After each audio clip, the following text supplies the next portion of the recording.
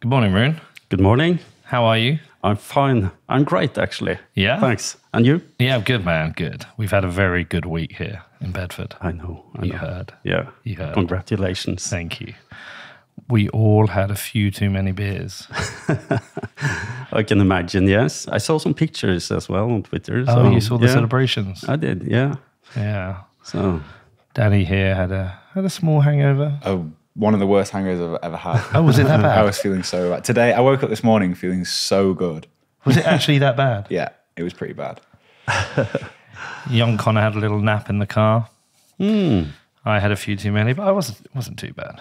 Anyway, we were celebrating. But welcome to Bedford. You come under high recommendation from our mutual friend, sometimes foe for me, Hodler. We've clashed and agreed on things, which I would think actually is a good basis for a friendship. But he come under high recommendation from Hodler. Wow. He got in touch and said, you've got to talk to Rune. Great. He's a nice guy, so I really appreciate the recommendation, I must say. Yeah, I haven't met him that many times, but I've spoken to him a couple of times on telephone, and yeah. Well, you sound like him. Oh, do I? Yeah. Yeah. A little bit. Yeah. Okay, so for people who won't know you, Rune, give a little bit about your background. Okay, I'm 50 years old. I live in... No, you're not. Yes, I am. I'm from Trøndelag, and that's a region in Norway, which is in the middle part of Norway. Live close to a small city called Steinkjer, where I work as a lawyer. So I have quite a varied background. I've been working for the public sector and in the private sector. Now I run my own law firm together with a colleague of mine. And I've been working also in the European Commission in Brussels. And actually, when I walked from the hotel to your place today... You walked here? Yeah, and it reminded me a lot about Brussels, actually. It's very flat, it's green. The house is and that was a great period in my life, actually, when I was living in Brussels for 3 years. I'm trying to think. So I was very happy when I walked here this morning. So let's talk about this book. So 1,000 years Fraudcoin. Let's show up to the camera. 1,000 years of inflation as a policy. Why did you decide to approach this as a subject for a book? Like, you had a lot of experience, property rights, you've been a lawyer, working in the European Commission. You decided to write a book. Why inflation? Why that subject? First of all, because it's the most important subject of them all. Yeah. So everywhere or within economics? I think in society. Wow, it's a bold statement. But I'm not going to disagree with you. Because money is so important for society, for civilization, and if you don't have sound money, if you have money that you can manipulate, then that has a very big impact on how society is and how it affects individuals as well, of course. So I consider it to be the most important subject. Yeah, I can't disagree. I mean, me and Danny yesterday interviewed a man by the name of Luke Guoman. Do you know him? I've heard the name, yes. Yeah, he's worth a follow. And we were talking about inflation. We were talking about the high levels of debt that the US government, UK government, European governments, governments around the world are saddled with. We have a sovereign debt crisis. And most economists I've spoken to have come to the conclusion there's two ways of ending this sovereign debt crisis. Is either a default or you inflate it away. But the debt, you have to somehow remove the debt. And I don't know what inflation is in Norway, but at the moment in the UK, what are we, 11%? Yeah, I think it's 10.4%. 10.4%, and it's not come down, whereas in the USA, at least managed to knock it down a bit. Do you know what the Norway rate is? What have you got there? I'm just having a look. 6.5, I think. Show off. I think the numbers, the new numbers came 6.5. yesterday, I think. And I don't know how much trust there is in the Norwegian government. By the way, I've been to Norway, and I think it's one of the most amazing countries in the world. Firstly, everything fucking works. Everything works. When I went to Oslo, you haven't been there long enough then. Well, I've been in the UK long enough. When the trains are on time, everything's clean. The air is lovely. The women are beautiful. It's a great country, and I'm going back. When are we going? Yeah. June, July? Oslo Freedom Forum. Yeah, it's in June, I think. Will you be there? I hope so. Yes, I hope you are. Yeah. What's the Norwegian rate? 6.5. 6.5, so 11% here. And I don't know how much trust you have in your government, but I know fundamentally when it's 11.2% or whatever it is, that's the lowest they've been able to get it in the way they manipulate figures. I think inflation, firstly, is personal, so it depends on what you're buying. But your experience of inflation is a lot higher than 11%. So Luke said very casually, we probably are going to, they could extend inflation 10 to 20% over 5, 10, 15 years, or they might just squeeze it all out in one go and probably have 2-3 years of over 100% inflation. And we were like, huh? He was like, very casually, he said, this is highly likely. And he explained the case study of Israel when they did the same. And he said, it's still a flourishing economy. It's a nice place to visit. And I was thinking, that is going to have a catastrophic effect on many, many people. And he said it as like, it's a tail risk, but it's possible. Like, is it within the realms of possibility? He said, we're definitely going to have inflation and high inflation. And it's likely that we'll contract and expand the numbers, but there's every chance we hit very high inflation. And I was just, I worry with that about the catastrophic impact it has on hundreds of millions of people. So, therefore, that's my long-winded way of saying I can see why you think this is the most important subject of our time. So someone new was listening, Rune, and they didn't understand what inflation is. Because, by the way, there's sometimes two ways of explaining inflation. Some people think price rises is inflation. It's not necessarily inflation. Price rises can come from inflation, but it's not inflation. But some people think price rises themselves are inflation. Should we explain in the most basic form possible, like I'm 5, what inflation is so people understand? Okay, like you're 5? Yeah, that's like I'm 5. Challenge. But you want to try being 5. what I tried to do with my book was to avoid falling in the trap of having this discussion on semantics, you know, what inflation is. So I said that basically you have price inflation, which I define, monetary inflation, which I define as an increase in the money supply, that you have more money in society.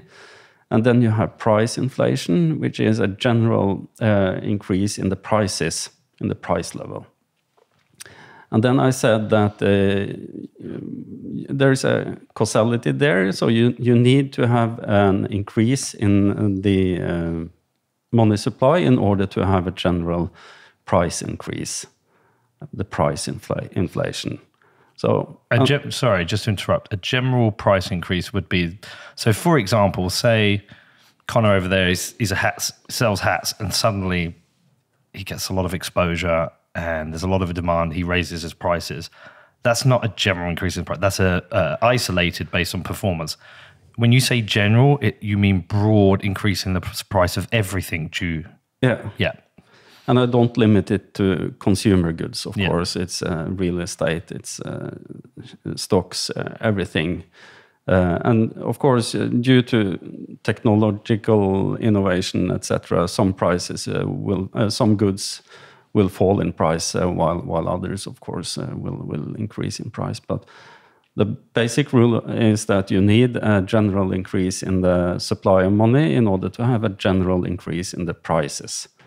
So that's very important for people to understand. That I think just to point out those basic facts, it's very important for normies, for ordinary people who didn't read a lot of economics.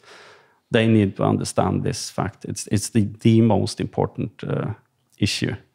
See, when I was growing up, I would always hear about inflation on the news, the target inflation rate, what the rate is. And I just grew up thinking inflation was one of those things that's a natural part of a growing economy. And, if we were above inflation, that would be not necessarily a bad thing. But if we would go below inflation rates and, if we went under 2, that's dangerous. And so we had to try and get back to 2. So I was perhaps gaslighted into believing inflation was a good part of a healthy economy. And that's not true, is it? No, it's not true at all. And it has been a scam all the time, if you go back, I would say 20 years back to year 1900 or something like that. If an economist said that it's healthy for the economy to have price inflation, people would have been looking at him and why? Why is that healthy? And then just 30 years later, beginning actually in the 1920s and 1930s, that was what economists started to say, that you need some inflation to grease the wheels of the economy. And I had to write a little bit about that transition as well in my book. I have a chapter on the history of economics, how it developed. And I explained to people that it started with the difficulties they saw actually also here in England with trying to negotiate the salaries with the workers when the prices dropped due to a stable money supply. Prices dropped over time and you had to negotiate the wages with the workers, and they were very reluctant with respect to accepting a lower nominal wage, which might have been a higher real wage because the money was more valuable. So in order to overcome those difficulties, Keynes he said that it's easier to negotiate and have a transition in the necessary transition in the economy if we have some monetary inflation. It sort of greases the wheels. The workers, they accept real wage decreases because they believe that they earn more money. And in nominal terms, they did, of course. So this was sort of the key thing within the economics theory that won through. And of course, it was very popular with the politicians. They would like to have more monetary inflation because the state was one of the first users of the newly created money. So it was a very popular thing with respect to getting the support, from science. The professors started to say that inflation is good for the economy. And the rest of the story is just tragic, But also for the academia, the people who worked as economists, who were against inflation, they were basically frozen out of the universities, etc. The politicians wouldn't listen to them. They became what we call in Norwegian a pariakaste. Pariah, yes. Yeah. So what happened in the 20s and 30s within academia, it was very bad for society. God. It's a really interesting part of history that I really want to now read about, because when you talked about the workers being offered a nominal increase in their money, but you knew full well that meant to a lower purchasing power, it is the same scam that came up in the conversation with how the state is going to default on their massive debts, in that by driving up massive inflation, they know that the bondholders will get their nominal value, but the purchasing power, that nominal value will crash heavily. And it is a giant scam. It is theft, if you ask me. Definitely. And I constantly think about how do I like one of the things I think about, Rune, is how do I communicate this to people? And when I'm trying to talk to my friends, my son, my father, my brothers, I try and tell them these stories because there's so many stories like this that surround Bitcoin.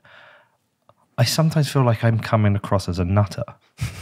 I do. I heard you say that several episodes on this podcast. Yeah. And, I feel like they think I'm crazy. Yeah. I feel like sometimes I'm saying, like, my son's probably like, why is my dad the one who's always like the nutty conspiracy one? But like, I know it's truth. I know it's a giant scam. Yeah. I know the government is stealing from us. You know, we know they're closest to the spigot. We know they use that spigot to win them votes. We know they make promises they can't deliver and compound the issues. And we're seeing it right now. Almost like everything I've said to you for the last 5-6 years, which from making this show to my friends, it's now coming true. And they're like, yeah, Pete, you're still a nutter. You're branded. Branded a nutter. Yeah. How do you package this up? And you have the sort of the double challenge. You have you talk about inflation as a problem and explain to them how bad it is for society and that the government is a scam basically, and or more or less, and then you also try to explain to people that Bitcoin is the solution. So it's a big challenge. What's the fix then, Pete? Well, so there's this mysterious guy called Satoshi. Nobody knows who he is. He's basically made this money that's on the internet. We call it magical internet money, and basically you buy that, and that's the solution. Yeah, I sound fucking crazy. But so how? What was the reception? Have you? You must have had family, because it's like family and friends will take a look at your stuff because they're your family. Did you open people's eyes with this? Did you Fraudcoin, orange pill, fraud pill people? Fraud pill people. Did you fraud pill people? Yes, yeah, I think so actually. Let's begin with my partner Astrid. She is sort of, she trusts the governments, the authorities, you know. She's a conservative-minded kind of woman. And she didn't know that I was writing this book. I wrote it in 3-4 months period last year. I couldn't tell her because I knew that she would be mad at me for writing another book. And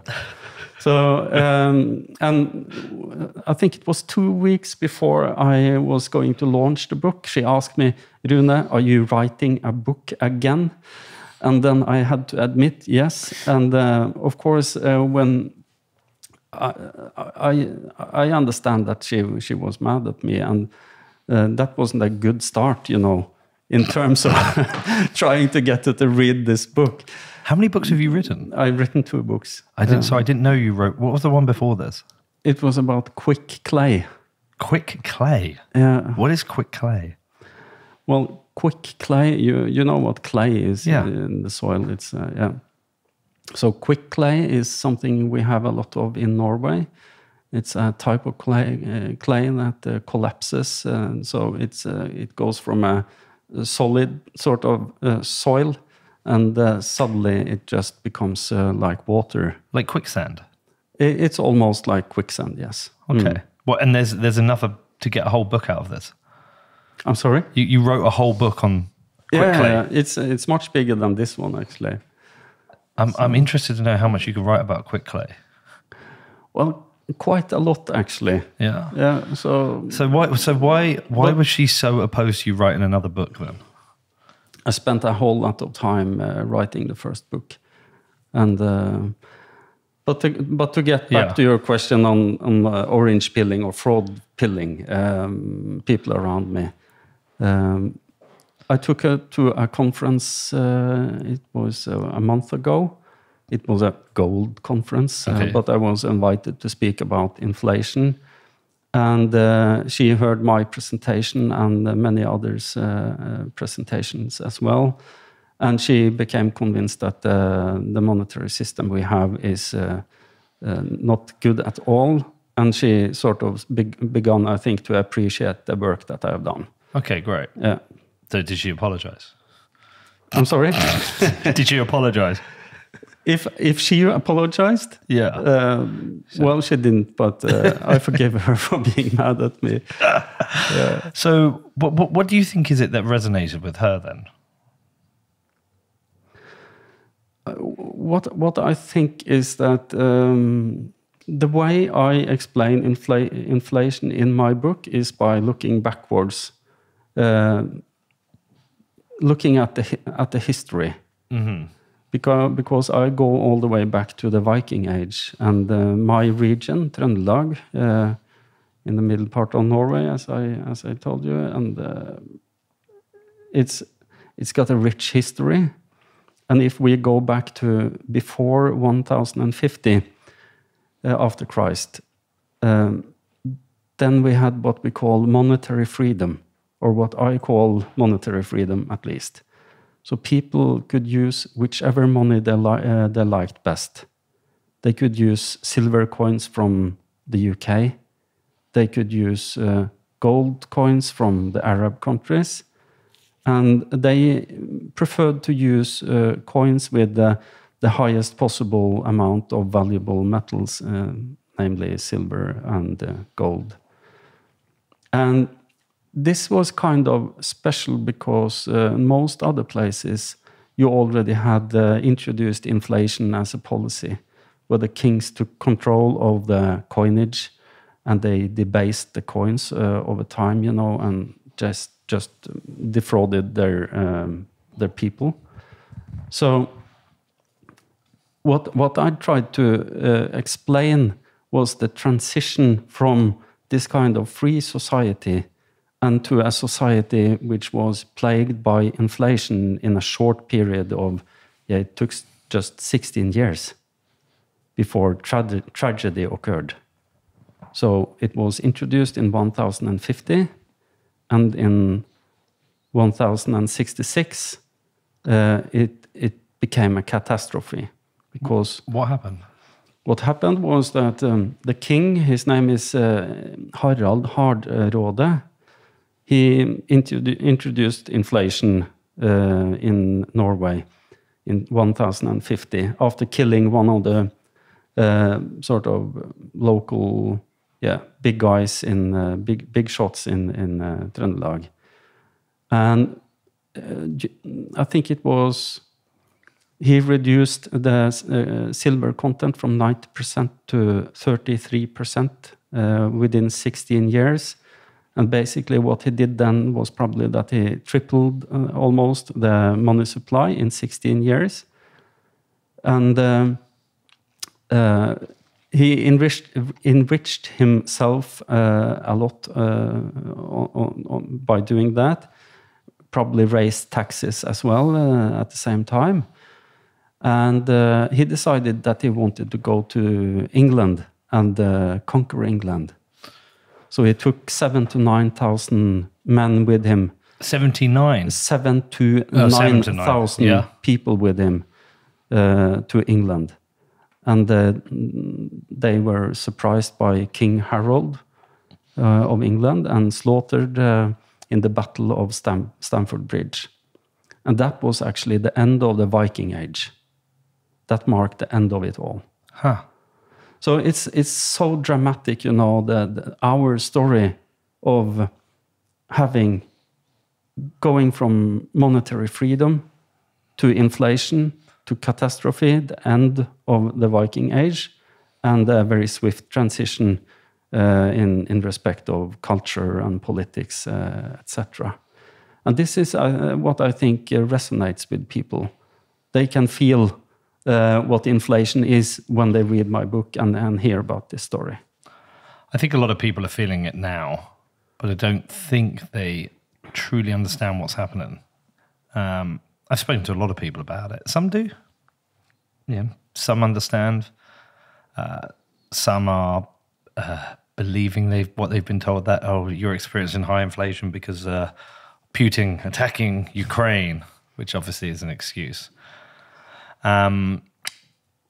But people are experiencing it at the moment. People are seeing prices go up, and not enough people fully understand why it's happening, how wasteful the government is. We had a guy on here called Dan Tubb recently. He's been on a couple of times. And we've talked about the government receipts of 1 trillion a year. We've talked about their expenditure being 1.1 trillion. So they're increasing the debt by 100 million a year.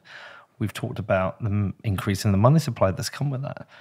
And we've talked about the massive inflation we've had. Like, we've talked it through, but getting this message across to like a larger, wider group of people is still proves really difficult. Yeah, and I think it's difficult for them to see the big picture. And that's the key phrase in my book. It's in one of the opening pages. Let's look at the big picture. Because there are so many numbers, and people, they don't relate to the word trillion. They don't understand what a billion is almost, you know. So you have to explain it to them using stories. And my method is to make use of stories with real people, both in terms of villains and heroes, and also talking a little bit about what kind of personalities the economists were, in order to make them real people, you know, not just someone from academia or some obscure economist. So when you give the story flesh and bones, it's possible for people to understand and to relate to this. So what I did was I started with the Viking Age and showed them how the transition was. And then I followed it all the way up to our day and age and explained how the monetary policy affects our daily lives using happenings that people knew of in our age, that they could relate to, you know, the collapse of the economy in the 80s and early 90s, for instance, and also the great financial crisis. So by beginning with the very beginning and ending up where we are today in the simplest possible manner, using real people and real stories, then it becomes possible for them to understand. And very many readers appreciate that, they tell me. How much did you cover the rise of central banks and their role? Yeah, that's an interesting question, because I hear some people, they say that it started in the UK with the Bank of England. But the first central bank was the Swedish bank. It was called Riksgäldskontorets Ständersbank. And it started operating in 1668. So I write a little bit about the bank that was before this central bank, the Swedish bank, which was before. And then I write about how it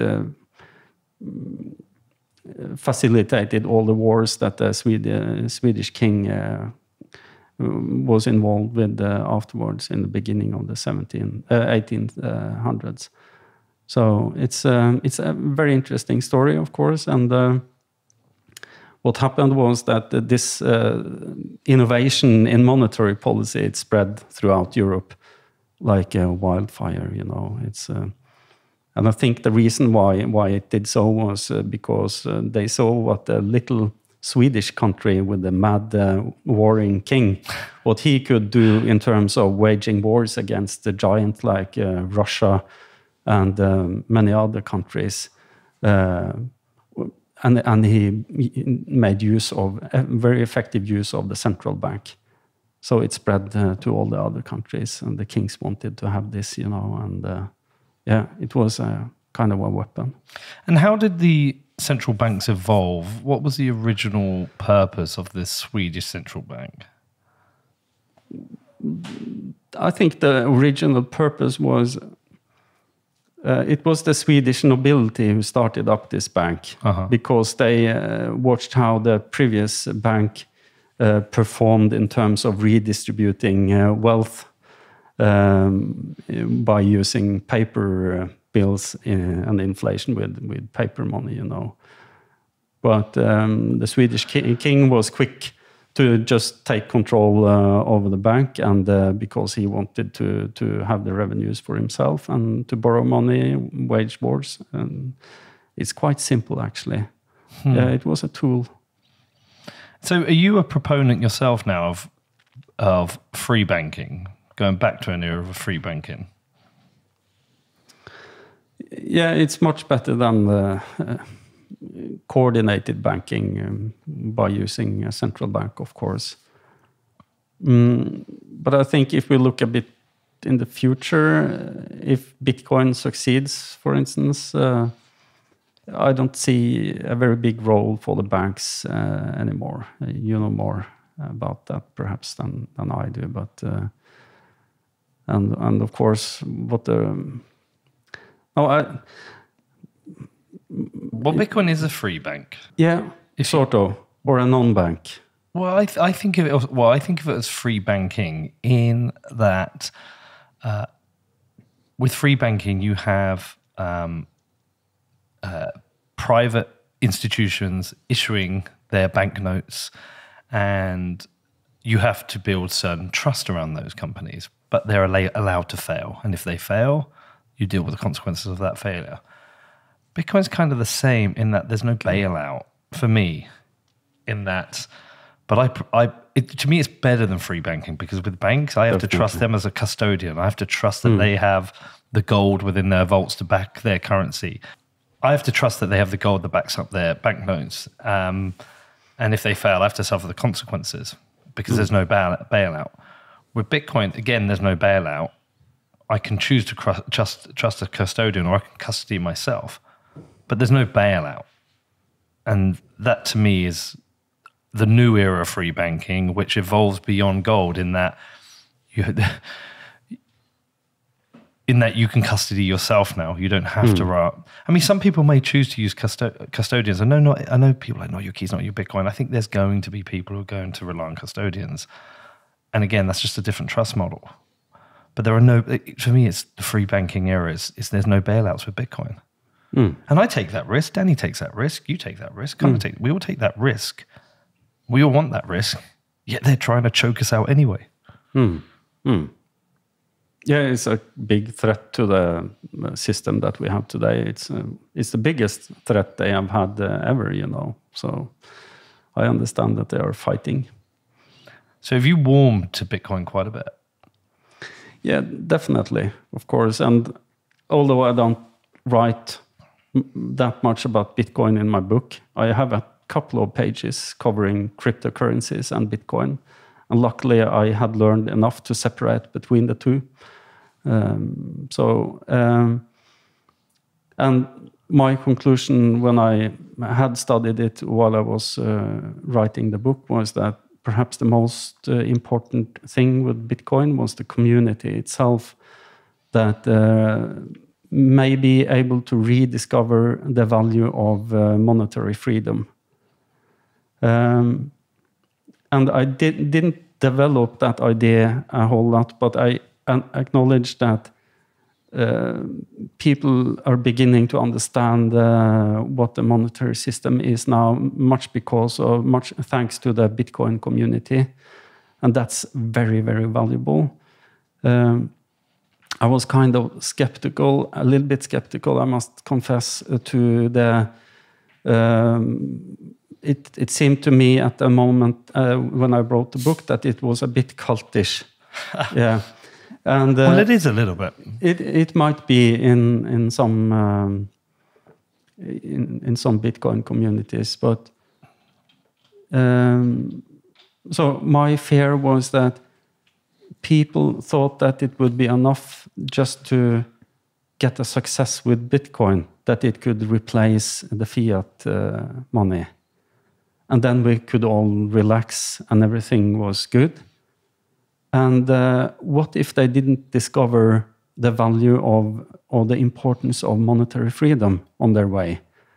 Then sort of it became a worshipping of technology without understanding what it really solved, what it really gave to society.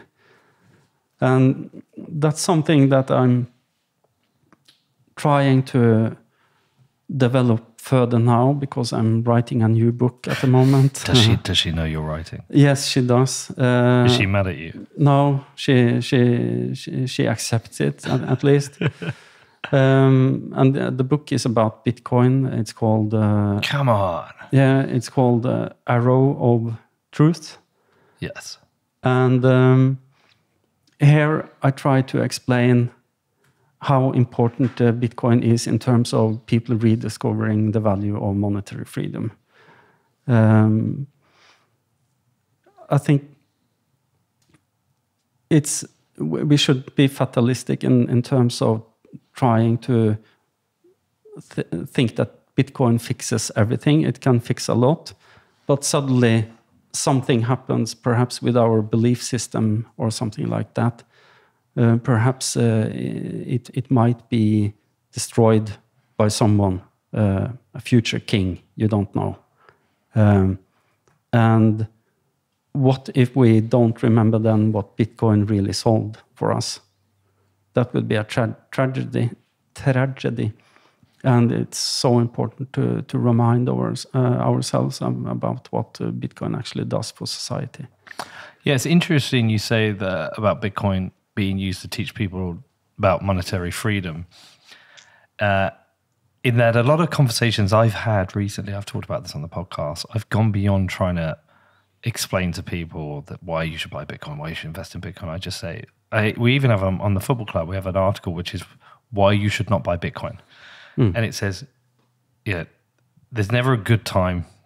There's never a perfect time to buy Bitcoin, but there's always a perfect time to learn about it. And I'm always trying to say, look, even if you don't care about it, even if you believe the FUD and you think it's a scam, or you think it's used by drug dealers and terrorists, whatever bullshit you believe, you should just go and learn about it, because it will send you down this rabbit hole of not only learning about the technology and decentralization, but then you end up coming up against understanding the history of money, or the history of government and inflation, or the history of like all these different parts of like monetary and political history, which open your eyes into a way where you basically end up becoming a nutter like I am, but you end up learning about all these things. You go down these various rabbit holes, and I think that is useful for anyone, even if they don't want to buy Bitcoin. But there's very few people who've done I know very few people who've done a deep amount of research into Bitcoin, have come out and said, yeah, no, I'm not buying it. Yeah, we're wrong. Most people, you tend to see, I think, top-level rejection. And that's why I think it's really important to get people to go down the rabbit hole and learn about this. Yeah, you have many inroads, so to speak. Bitcoin is very interesting for many people who are, from the computer community, and also for economists, I would imagine.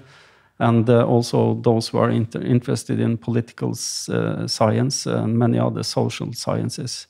So I think it's very attractive as a subject, and it's beginning to become also a bit of a sexy subject. That's my feeling, that people are a little bit more open to learn about it. They are getting curious about what Bitcoin actually is and why people promote Bitcoin, etc. So I think this is we're quite early, but it's very interesting times, and we can learn a lot about the process that we are working with now. I think it's very interesting. Shift into a world of monetary freedom would be quite the shift for some people who've become used to governments bailing out anyone or any situation, whether it's bailing out the banks in the 2008 financial crisis, or whether it's bailing out homeowners who can't afford to pay their energy bills and given an energy what would you call it when they gave they it was gave like a UBI for energy, wasn't it, in this country? Yeah. It was just like a rebate, wasn't it? An energy. Yeah, or whether it's bailing out people who hold bank accounts in the US through the FDIC when a bank goes bust. people are used to government fixing their problems, and I think it's because government naturally thinks, well, if we don't fix that problem, we'll get voted out. So it's like this organic thing that is this bureaucracy that naturally will grow because they constantly have to promise things. To flip to a world where the government's like, yeah, we're not doing this for you. If your bank goes bust, it's your money lost, and you have to be responsible. And I guess it's a nationwide, not your keys, not your Bitcoin. I think that's a massive shift for people. Definitely. I tried to sort of collect my thoughts about this morning and started to write down a few words about belief systems and monetary systems. Because once more, if we go back in history and look at what kind of belief system we had at the time when inflation was introduced in my area in Trøndelag in Norway, then what I see was that Christianization came at the very same time as the introduction of inflation. So it transformed our society from a totally decentralized society, also in a spiritual sense, because they worshipped, Thor and Odin and many other gods that we don't know anything about today. And the religious the worshipping, it was something which took place on each and every farm. They didn't go to the church. And when you got Christianization, people had to go to the church, and the king was sort of the God's representative, the highest representative in each country. And that changed the belief system at the same time as they got used to having a currency, a type of money which was also controlled by the state. And if you jump to the 20th century, you see that there is a paradigm shift in 1914 when basically inflation as a policy took off. Before that, the government was sort of non-existing, so to speak, in people's lives. In Norway, in 1900, the public sector spent 6% of GDP. And then what happened was that you saw an enormous growth of the state. So what I think happened was that the state sort of replaced the Christian God. And the more inflation you got, the more also focus was shifting towards consumerism. And that was sort of the second God that, started to be worshipped in our society, I think. So that's a paradigm shift in terms of belief systems. But now, after the pandemic, I think people start to realize that we can't trust the state anymore. Mm-hmm. And not all people, but a sufficiently large number of people, they start to distrust the state. And also they realize that we have all this stuff in our homes. We don't use a lot of it. It cost a lot of money to buy it. And now it's worthless for us. So I think consumerism also is something that we are about to leave, more or less. It's beginning at least now. And so then the question is, what kind of belief system will this be replaced with? That's an interesting topic. And what I have started to develop in my mind is that I think the basic need that we have is safety. Yeah. And there are different ways that a society can provide safety to us as individuals. And my feeling is that people will begin to understand that safety is what something my local community can provide me with.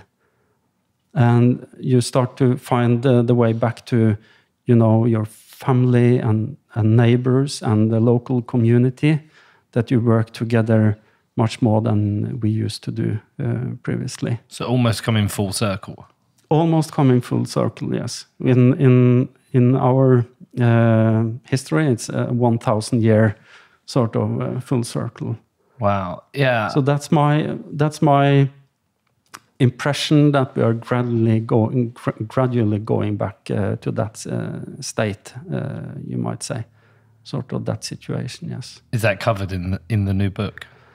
It's not very much covered in my new book, but I write a little bit about it. Yes, I write a little bit about how religion affected the introduction of monetary policies. So do you believe, though, that Bitcoin will play a role in that? And actually, do you know what? Just thinking about it, because you said, people believed in their local gods, then they believed in Christianity, and then they believed in the state.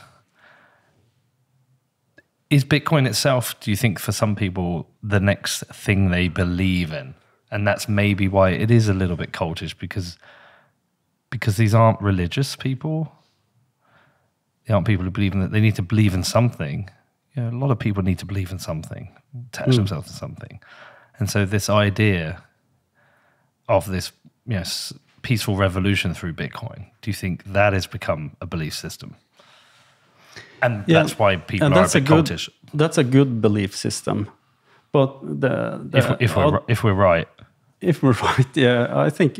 But I think it's important to believe it nonetheless, although we might not be right, because it basically tells us it shows us some values that are important, and if we stick to those values, even if Bitcoin doesn't help us with the solution, we have been reminded of some important things that might help us nonetheless. So that's my view of it. So what do you think the next 10, 20 years look like? Do you think we're going to have a breakdown of the state? A fracturing of the state? World war, nuclear apocalypse, zombies? No, I don't think it'll break down, but it will gradually fizzle out. Perhaps not within the first 10 years, but no, I think we see peak state these days, and it will be... Mark Moss. Yeah, peak centralization. Have you listened to my interview with Mark Moss? No. I think you would enjoy this one. Okay. So he talks about society going from swings from centralization to decentralization. And his belief is that at the moment we're essentially at peak centralization. But he talks about different cycles. So you have technology cycles, political cycles, is it monetary cycles? Yeah. I can't actually remember. There's like three of them, but they're on different timescales. One are on like 80 years, one about every 250 years, and the other one's, I don't know, another one. He said they've all come to alignment. Yeah, so we have peak centralization at a time where we have Bitcoin. And so he thinks we're about to see the swing back to decentralization, because we always swing over. There's always like an over adjustment. And so it's the 250-year political cycle, 50-year technological cycle, and the 80-year financial cycle. Yeah, there you go. And he said they're all coming together at once. Mark Moss is an interesting guy. Is there anything I've not asked you about yet that you wish I had or wish we'd covered? Well, I think we have had a great discussion, so no, I don't know. Do you have anything more you want to ask me about? Well, I'm more interested in your new book, because there's a lot of Bitcoin books. I want to know what you're doing that's different, what you're going to write about that's different. Because the thing is, sometimes you pick up a Bitcoin book and you read it, you're like, you're just explaining the same thing another way. I'm interested to see what you're doing different. From quick clay to inflation to Bitcoin. That's quite the journey. Yeah, that's quite the journey. That's correct. No, first of all, I must say that I'm doing this book together with a Bitcoiner I've met. His name is Mattis Storhaug, and he's a graphic designer. He's a great guy. And we are two creative souls working very well together. So that's very important for me to say. He provides a lot of illustrations. I provide a lot of storytelling, which makes it sort of interesting to learn about Bitcoin. And surprise, surprise, I go back to the Viking Age again.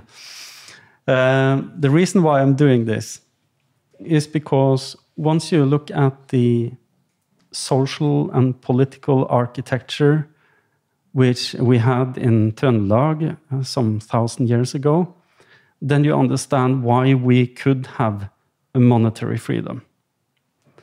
What was the sort of necessary social institutions, the legal institutions, etc.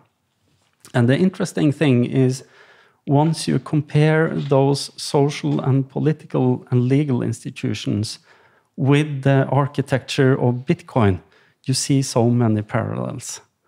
It's almost mind-blowing, actually. I don't want to talk too much about that now. I just hope that people will read the book and look into it. It's very interesting.